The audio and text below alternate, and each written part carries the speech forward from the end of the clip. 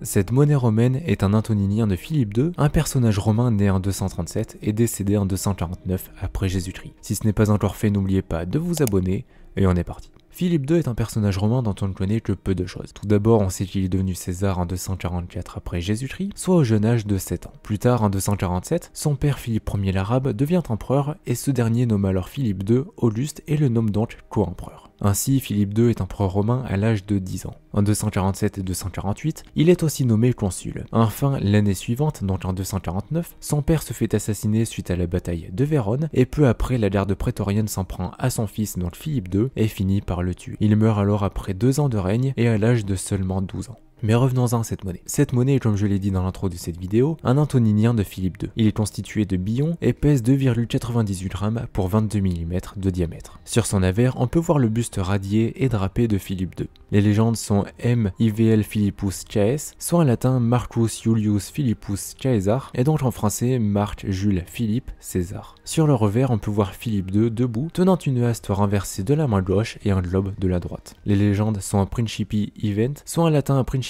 Juventutis, et donc en français au prince de la jeunesse. Enfin, par rapport à la valeur de cette monnaie, pour acquérir cet exemplaire, il fallait compter 70 €.